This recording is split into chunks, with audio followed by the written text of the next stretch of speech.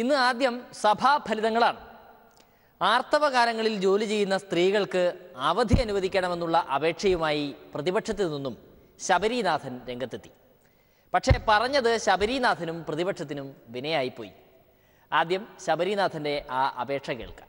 Act of gender equality and എംപ്ലോയ്മെന്റിന്റെ അമെൻമെന്റ് പ്രകാരം ഒരു വർഷം 3 days 3 ദിവസം മെൻസ്ട്രൽ ലീവ് നൽകാറുണ്ട്. ചൈനയിൽ ചില പ്രോവിൻസുകളിൽ ഒരു മാസത്തിൽ 1-2 ദിവസം അവധി എടുക്കാനുള്ള ഒരു പ്രൊവിഷനും നൽകുന്നുണ്ട്. ഇതൊക്കെ കാണുമ്പോൾ തീർച്ചയായിട്ടും നമ്മുടെ സംസ്ഥാനത്തെ വനിതാ ജീവനക്കാർക്കും മാസത്തിൽ ഏതെങ്കിലും ഒരു ദിവസം ആർത്തവ അവധി എടുക്കാം എന്നുള്ളത് പരിഗണിക്കണം എന്നാണ് എൻ്റെ അഭിപ്രായം. കേൾക്കാൻ നല്ല സുഖമുണ്ടല്ലേ? സമയത്തെ അവകാശങ്ങൾക്ക് വേണ്ടി പ്രതിപക്ഷം വാദിക്കുമ്പോൾ പക്ഷേ മുഖ്യമന്ത്രിക്ക് പഴയ ആ വിവാദം എടുത്ത് പുറത്തിടാതിരിക്കാൻ കഴിയുന്നില്ല. ആർത്തവം അശുദ്ധിയാണെന്ന് പറഞ്ഞ KPCC പ്രസിഡന്റിന്റെ പ്രസ്താവന. സർ, ബഹുമാനപ്പെട്ട അംഗം ഓർക്കുന്നുണ്ടായിരിക്കും, KPCCയുടെ പ്രസിഡന്റായി ശ്രീ ഹസൻ ചാർജ് എടുത്ത ഉടനെ അദ്ദേഹം നടത്തിയ ഒരു പരാമർശം വലിയ വിവാദമായി മാറിയത്. അത് ആർത്തവ കാലം അശുദ്ധിയുള്ള കാലമാണ്, അകറ്റി നിർത്തേണ്ടതാണ് എന്നൊക്കെയുള്ള ശ്രീ ഹസന്റെ അഭിപ്രായം വലിയ തോതിലുള്ള മുസ്ലിം ആയാലും ഹിന്ദുവായാലും ക്രൈസ്തവരായാലും സ്ത്രീകൾ അശുദ്ധമായിരിക്കുന്ന സമയത്ത് ഒരു ആരാധനാലയത്തിലും അവർക്ക് കയറാൻ പാടില്ല. അത് ജാതി മത വ്യത്യാസമില്ലാതെയുള്ള ഒരു ശാരീരിക അവസ്ഥയുടെ സാക്ഷാൽ ശബരിമല അയ്യപ്പൻ അദ്ദേഹം ബ്രഹ്മചാരിയായിരുന്നു. അല്ലെങ്കിൽ സ്ത്രീകൾ അശുദ്ധ സമയത്ത് അമ്പലത്തിൽ പ്രവേശിക്കാൻ പാടില്ല. ഇതൊക്കെ എല്ലാ മതത്തിലും ഉള്ളതാണ്. സംഗതി നാണക്കേടായതുകൊണ്ട് പ്രതിപക്ഷത്തിന് ഈ ഹസൻജിയുടെ വിവാദ ചരിത്രം അല്പം ക്ഷീണമുണ്ടാക്കിപ്പോയി. ഹസൻജി പണ്ട് തിരുത്തി പറഞ്ഞിരുന്നല്ലോ എന്ന് പറയാൻ മാത്രമേ ചെന്നിത്തലാജിക്ക് കഴിഞ്ഞുള്ളൂ. പ്രസിഡന്റ് ശ്രീ ഹസൻ തന്നെ പിന്നീട് അത് നിഷേധിക്കുകയുണ്ടായി എന്ന് അതങ്ങനെ എടുത്താൽ മതി. അങ്ങനെയും ചിന്തിക്കുന്നവരുണ്ട്. അർത്ഥത്തിൽ പറഞ്ഞതല്ല. പിന്നീട് ശ്രീ ഹസൻ വ്യക്തമാക്കിയ കാര്യം നമ്മളെല്ലാവരും കേട്ടതാണ്. പക്ഷെ ആദ്യത്തെ ഭാഗവും നമ്മളെല്ലാവരും കേട്ടതുമാണ്. റംസാൻ വ്രതം എടുക്കരുതെന്ന് പറയുന്നത് കാരണം അവർക്ക് ഒരുപാട് രക്തം നഷ്ടപ്പെടുന്ന സമയത്ത് അവർ വ്രതം എടുക്കാൻ പാടില്ല. അപ്പോൾ ശരീരം അശുദ്ധമാണെന്നുള്ളത് കൊണ്ടാണ്. അത്രേ എനിക്ക് ഇതിനെക്കുറിച്ച് ഇപ്പോൾ പറയാൻ പറ്റും. ഇത്തരം അവകാശങ്ങളിൽ വലിയ താല്പര്യം കാണിക്കുന്ന പ്രതിപക്ഷ നേതാക്കൾ ആദ്യം ക്ലാസ് എടുക്കേണ്ടത് ആ KPCC പ്രസിഡന്റിനാണെന്നാണ് മുഖ്യമന്ത്രി ഉദ്ദേശിച്ചത്. അതുപോട്ടെ, ഇനി അനൂപ് ജേക്കബിൻ്റെ തകർപ്പൻ ഒരു പ്രസംഗമാണ്. റേഷൻ കാർഡിനെ പറ്റി ചർച്ച ചെയ്യുമ്പോൾ ദിലീപിനെ സഭയിൽ കൊണ്ടുവന്നില്ലെങ്കിൽ അനൂപ് ജേക്കബിന് ഒരു സമാധാനവുമില്ല. വിവാദങ്ങൾക്ക് എന്തെങ്കിലും കുറവുണ്ടോ? ഇഷ്ടംപോലെ വിവാദങ്ങളുടെ പുറത്ത് വിവാദങ്ങൾ, പക്ഷെ അതൊന്നും ചർച്ചയാവുന്നില്ല. അപ്പൊ അതിനകത്ത് വെക്കേണ്ട ഒറ്റ കാര്യമുള്ളൂ, നിങ്ങൾ വെക്കേണ്ട ഒറ്റ കാര്യമുള്ളൂ, ഈ സർക്കാരിന്റെ ഐശ്വര്യം ദിലീപ്. നിങ്ങൾ എഴുതി വെക്കേണ്ട ഒരു ബോർഡാണ്, ഈ സർക്കാരിന്റെ ഐശ്വര്യം ദിലീപ്. വിഷയങ്ങളെല്ലാം ചർച്ചയിൽ നിന്ന് മാറിപ്പോയി. അനവധി വിഷയങ്ങൾ. കൊതുകിന്റെ കടി കൊണ്ട് 500-ൽ പരം ആൾക്കാർ കേരളത്തിൽ മരിച്ചു. സാർ, ഇവിടെ സ്വാശ്രയ മേഖല കുത്തഴിഞ്ഞു. രാഷ്ട്രീയ കൊലപാതകങ്ങൾ, സാറ് അപ്രഖ്യാപിത പവർ കട്ടുകൾ, റേഷൻ വിതരണവും ദിലീപും സാർ ഇവിടെ സാർ ഞാൻ പെട്ടെന്ന് വെള്ളിയാഴ്ച ദിവസമാണ് സമയം. ദിലീപും റേഷൻ കാർഡ് പുതുക്കലിൽ സംഭവിച്ച പിഴവ് അനൂപിന്റെ നാട്ടിൽ ഒരു വേറിട്ട പിഴവാണ്. റേഷൻ കാർഡിന്റെ അവസ്ഥ എന്താണ് സാർ? റേഷൻ കാർഡിന്റെ തുക കൂട്ടി, അത് മറ്റൊരു കാര്യം. സാർ, ഇവിടുത്തെ റേഷൻ കാർഡിന്റെ അവസ്ഥ എന്താണ് സാർ? സാർ, നിങ്ങള് അന്നമ്മയെ ജഡ്ജിയാക്കി. സാർ, ഇവര് അന്നമ്മയെ ജഡ്ജിയാക്കി. ഇരിട്ടിയിൽ ഒരു അന്നമ്മയെ ജഡ്ജിയാക്കി, ഒരു തങ്കപ്പനെ ഡോക്ടറാക്കി. വിമാനം ആകാശത്തിലൂടെ പറക്കുന്ന മാത്രം കണ്ടിട്ടുള്ള പൊന്നപ്പൻ ഇന്ന് പൈലറ്റാണ് സാർ. ഇവരുടെ ഗവൺമെന്റിന്റെ സമയത്ത് പൈലറ്റാക്കിയിരിക്കുന്നു. ഇനി പോയ വാരത്തെ ചില കാഴ്ചകളിലേക്കാണ്. GSTയെ കുറിച്ച് ആരെങ്കിലും ചോദിച്ചാൽ അതിന് ഉത്തരം പറഞ്ഞു കൊടുക്കൽ കാക്കക്കുയിലിൽ ജഗദീഷും കൊച്ചിൻ ഹനീഫയും തമ്മിലുള്ള ഡയലോഗ് പോലെയാണ്. ഇപ്പൊ താക്കോൽ എവിടെയുണ്ട് എന്ന് ചോദിക്കും പോലെ ആർക്കും ഒരന്തവും കുന്തവുമില്ല.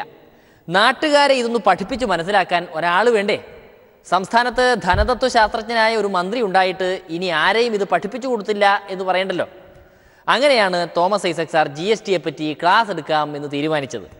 ക്ലാസ് എടുക്കുന്നതാകട്ടെ സാമാജികർക്ക് വേണ്ടിയും. ഒരുപാട് പരോക്ഷ നികുതിയുള്ളതിൽ പ്രധാനപ്പെട്ടത് കസ്റ്റംസ് ഡ്യൂട്ടി ഒഴികെ വേറെ ചില ഇനങ്ങളുടെ മേലുള്ള നികുതി ഒഴികെ ബാക്കി എല്ലാത്തിനെയും ഏകീകരിച്ച് ഗുഡ്സ് ആൻഡ് സർവീസ് ടാക്സ് എന്ന പേര് വരും. ഇതിന്റെ നേട്ടം എന്താണ്? കാര്യങ്ങളിൽ ലളിതമാണ്, എളുപ്പമാണ്. അതല്ലെങ്കിൽ കച്ചവടം നടക്കുന്നവർ ഒരു സംസ്ഥാനത്ത് പോകുമ്പോഴും അവിടെ എന്താ പ്രശ്നം അവിടെ പോയി അന്വേഷിക്കണം. കച്ചവടക്കാർക്ക് നമ്മുടെ നാട്ടിലുള്ളവർക്ക് പ്രശ്നമല്ല. നിക്ഷേപകർ വരുമ്പോഴാണ് അവർക്ക് ഇന്ത്യൻ ഓരോ സംസ്ഥാനത്തിന്റെ ഓരോ നികുതികളെല്ലാം പഠിച്ചു വരുമ്പോൾ തന്നെ ഒരു കൺസൾട്ടന്റ് വെക്കും. എന്തുമാത്രം എക്കണോമിക്സ് ആണ് ഐസക് സാർ ഇത്രയും കാലം പഠിച്ചത്? അതെല്ലാം പ്രയോഗത്തിൽ വരുത്താൻ ഒരു മാർഗം കിട്ടണ്ടേ? ഇപ്പോഴാണ് അങ്ങനെ ഒരു അവസരം ഒത്തുവന്നത്. എല്ലാം പഠിച്ചിട്ട് പോയാൽ മതി എന്ന് ചട്ടം കെട്ടിയാണ് സാമാജികരെ പിടിച്ചുകൊണ്ടുവന്നത്. ക്ലാസ്സൊക്കെ ഉഗ്രനായിരുന്നുവെങ്കിലും സാമാജികർക്ക് വല്ലതും മനസ്സിലായോ എന്ന് തമ്പുരാൻ അറിയാം. അയാൾ 50 രൂപക്ക് അസംസ്കൃത വസ്തുക്കൾ വാങ്ങിച്ചു. വിൽപ്പന നികുതിയാണ്. അസംസ്കൃത വസ്തുക്കളുടെ വിൽപ്പന നികുതി 8% വരുന്നത്. 8% അയാൾ നികുതി കൊടുത്ത് 50 രൂപ ഉൽപ്പന്നം വാങ്ങി. അപ്പോൾ എത്ര രൂപ നികുതി കൊടുക്കണം? 4 രൂപ നികുതി കൊടുക്കണം. 54 രൂപ വിലക്ക് അയാൾ വാങ്ങിച്ചു. അത് പോയി. അത് ശരി. ഞാൻ കുറച്ചേ കൊടുത്തുള്ളൂ, അതുകൊണ്ട് ഞാൻ മേടിച്ച് എൻ്റെ നിന്ന് മേടിച്ചവർക്ക് കുറച്ചേ കൊടുത്തു കളയാം. അത് പണിയില്ല, ആ പണിയില്ല. നിങ്ങളുടെ നിന്ന് കളക്ട് ചെയ്തു. അതെ, അതാണ് ഞാൻ ഈ പറയുന്നത്. ജനപ്രതിനിധികൾക്ക് മാത്രമല്ല, ടാക്സ് വകുപ്പിലെ ഉദ്യോഗസ്ഥരോട് ചോദിച്ചാൽ പോലും GST കുറിച്ച് അവർക്കൊരു ചുക്കും അറിയില്ല. എങ്ങനെ അറിയാനാണ്? അതൊക്കെ പഠിക്കാൻ ഉദ്യോഗസ്ഥർക്ക് എവിടെ സമയം? ഇതാ ഐസക് സാർ GST കുറിച്ച് ക്ലാസ് എടുക്കുമ്പോൾ പോലും ചീട്ട് കളിച്ച് സമയം കൊല്ലുന്ന ഒരു ഉദ്യോഗസ്ഥനെ കണ്ടോളൂ. കേരളത്തിൽ രാഷ്ട്രപതി ഭരണം കൊണ്ടുവരണമത്രേ BJPക്ക്. കേരളം അത്രയ്ക്കങ്ങ് മോശമാണ് പോലും. ജനസംഖ്യയിൽ 99% പേരും വിദ്യാഭ്യാസവും വിവരവുമുള്ളവർ, കുറ്റകൃത്യം ഏറ്റവും കുറവ് നടത്തുന്നവർ, ജാതിയുടെയും മതത്തിൻ്റെയും പേരിൽ കലാപം നടത്താത്തവർ, ആരോഗ്യ സാമൂഹ്യ ക്ഷേമരംഗങ്ങളിൽ ഒന്നാമതെത്തിയവർ, അങ്ങനെ കേരളീയരുടെ ഭാഗത്ത് ഒരുപാട് തെറ്റുകളുണ്ട്. ഏറ്റവും വലിയ തെറ്റ് ഉത്തരേന്ത്യക്കാരെ പോലെ കേരളീയർ BJPയെ വളർത്തുന്നില്ല എന്നതാണ്. ഈ പ്രശ്നങ്ങളെല്ലാം പരിഹരിക്കാനായി BJPയുടെ കേന്ദ്രമന്ത്രി അരുൺ ജെയ്റ്റ്ലി നേരിട്ട് വന്നിരുന്നു കഴിഞ്ഞയാഴ്ച. കേന്ദ്രത്തിലെ രാജ്യരക്ഷാ വകുപ്പ് മന്ത്രി രണ്ടും കൂടി ചേർന്ന മന്ത്രിയാണ്. ധനകാര്യവുമുണ്ട്, മറ്റതുമുണ്ട്. ഇപ്പോൾ തൽക്കാലം അദ്ദേഹത്തിനാണ് പരീക്കർ പോയതിന് ശേഷം ചാർജ് കൊടുത്തിരിക്കുന്നത്. ഇതെന്തെങ്കിലും ഭരണപരമായ കാര്യങ്ങൾ ചെയ്യാൻ വേണ്ടിയിട്ടല്ല കേന്ദ്രമന്ത്രി കേരളത്തിൻ്റെ തലസ്ഥാനം സന്ദർശിക്കുന്നത്. കേന്ദ്ര ഗവൺമെൻറ് RSSകാരുടെ മാത്രം മന്ത്രിസഭയായി മാറിയിരിക്കുകയാണ്. കേരളത്തിൽ ഉത്തരേന്ത്യൻ സംസ്ഥാനങ്ങളിലേതുപോലെ സമാധാനം തീരെയില്ല എന്ന് മനസ്സിലാക്കിയ പാടെ എല്ലാ തിരക്കും മാറ്റിവെച്ച് പറന്നു വന്നതാണ് ജെയ്റ്റ്ലി. ഉറുമ്പിനെ പോലും നോവിക്കാതെ വഴിയിലൂടെ നടന്നു പോകുന്ന പഞ്ചപാവങ്ങളായ BJPക്കാരെ ഇവിടുത്തെ അക്രമികൾ ഉപദ്രവിച്ച് കളയും. എന്തൊരു മോശം സംസ്ഥാനം. ജേക്കബ് തോമസ് സാറിൻ്റെ കാര്യം കഷ്ടമാണ്.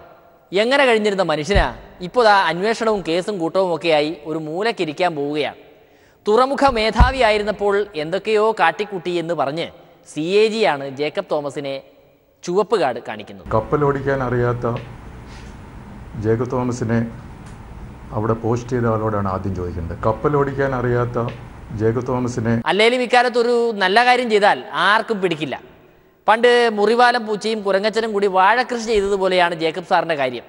ചുവടെല്ലാം പൂച്ചയ്ക്കും കുലയെല്ലാം കുരങ്ങച്ചനും, നല്ലതെല്ലാം രാഷ്ട്രീയക്കാർക്കും കേസെല്ലാം ഉദ്യോഗസ്ഥർക്കും. ഇവരൊക്കെയാണ് അതിനുത്തരം പറയേണ്ടത്. അന്ന് അവിടെ ബിൽഡിങ് പണിയാൻ വേണ്ടി കല്ലിട്ടത് അന്നത്തെ മുഖ്യമന്ത്രിയാണ്. കല്ലിട്ട് പണി തുടങ്ങാൻ പറഞ്ഞു കഴിഞ്ഞാൽ പിന്നെ പണി നടത്തുക എന്നുള്ളത് ചെയ്യാതിരിക്കാൻ പറ്റുമോ? അതിനുശേഷം പണി കഴിഞ്ഞ ശേഷം അവിടെ ഓഫീസ് പ്രവർത്തിക്കണമെന്നുള്ളത് അത് വീണ്ടും അന്നത്തെ രാഷ്ട്രീയ നേതൃത്വമാണ് തീരുമാനിച്ചിരിക്കുന്നത്. ഇപ്പോൾ രാഷ്ട്രീയ നേതൃത്വത്തിൻ്റെ തീരുമാനമാണ് അവിടെ ഓഫീസ് പണിയണമെന്നുള്ളതും അതിനുശേഷം ഓഫീസ് അവിടെ പ്രവർത്തനം ആരംഭിക്കണമെന്നുള്ളതും. ഒരു പാവം ഉദ്യോഗസ്ഥനായ ഞാൻ അല്ലാതെ എന്ത് ചെയ്യും? പറയുമ്പോൾ എല്ലാം പറയണമല്ലോ.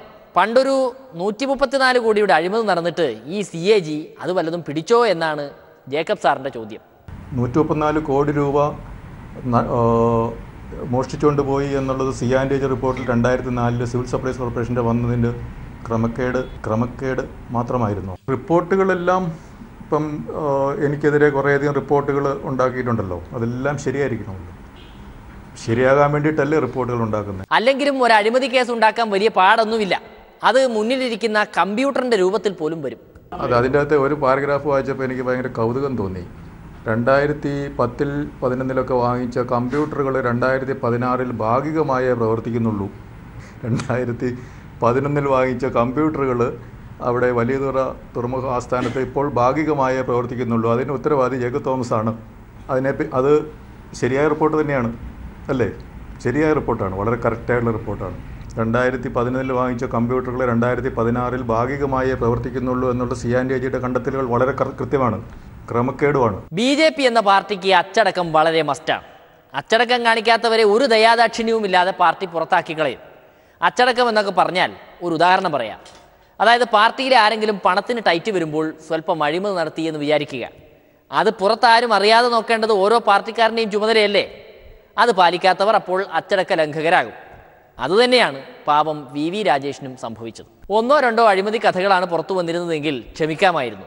ഇത് എല്ലാ ദിവസവും പുതിയ പുതിയ കഥകൾ വന്നുകൊണ്ടിരിക്കുകയല്ലേ? അതൊക്കെ ഇങ്ങനെ പുറത്തു പറഞ്ഞ് നടക്കാമോ പാർട്ടിക്കാർ? എന്തായാലും പാർട്ടിയിലെ അഴിമതിക്കാരെ ഉപദ്രവിക്കുന്ന ഇത്തരം കുലംകുത്തികളെ ശിക്ഷിക്കാൻ തന്നെയാണ് പാർട്ടിയുടെ തീരുമാനം. പല കാരണങ്ങളാൽ സംഘടനയുടെ താല്പര്യങ്ങൾക്ക് വിരുദ്ധമായി പല സംഭവങ്ങളിലും പലരും ഇടപെട്ടതായും പ്രവർത്തിച്ചതായും അന്വേഷണത്തിൽ ബോധ്യപ്പെട്ടതുകൊണ്ടാണ് ശക്തമായ നടപടികൾക്ക് തീരുമാനമെടുക്കുകയും ആ നടപടിയുടെ ഭാഗം എന്നുള്ള നിലയ്ക്കാണ് സംസ്ഥാന ജനറൽ സെക്രട്ടറി സ്ഥാനത്ത് നിന്നും വി രാജേഷിനെ നീക്കം ചെയ്തു. യുവമോർച്ചയുടെ സംസ്ഥാന ജനറൽ സെക്രട്ടറി സ്ഥാനത്ത് നിന്നും പ്രഫുല്ലകൃഷ്ണനെ നീക്കം ചെയ്തു. ഇതാണ് ഈ വി രാജേഷിൻ്റെയൊക്കെ ഒരു കുഴപ്പം. ഒരു കാര്യവും നേരാവണ്ണം ചെയ്യാനറിയില്ല. കോഴ വാങ്ങിക്കുന്ന കാര്യമല്ലേ, അതൊക്കെ ചോരാതെ നോക്കണ്ടേ? അതുപോലെ വ്യാജ റെസീറ്റ് അടിച്ചവനെയും പുറത്താക്കിയിട്ടുണ്ട്. എന്താ ചേട്ടാ, വ്യാജ റെസീറ്റൊക്കെ അടിക്കുമ്പോൾ സൂക്ഷിച്ചൊക്കെ ചെയ്യണ്ടേ? കഴിഞ്ഞ ആഴ്ചയും കൊല്ലത്തും അതുപോലെ കൊടുങ്ങല്ലൂരിലും ഒക്കെ പല സംഭവവികാസങ്ങൾ സംഘടനയുടെ സൽപ്പേരിന് കോട്ടം തട്ടുന്നതാണ് എന്ന് ബോധ്യപ്പെട്ടതിൻ്റെ അടിസ്ഥാനത്തിൽ സംഘടനയിൽ നിന്നും അവരെയും ഒക്കെ നീക്കം ചെയ്ത നടപടികളുണ്ടായി. ക്രമക്കേടുകൾ, സംഘടനാ വിരുദ്ധ പ്രവർത്തനങ്ങൾ തുടങ്ങിയവയൊന്നും ഭാരതീയ ജനതാ പാർട്ടിയിൽ വെച്ച് ഉറപ്പിക്കും.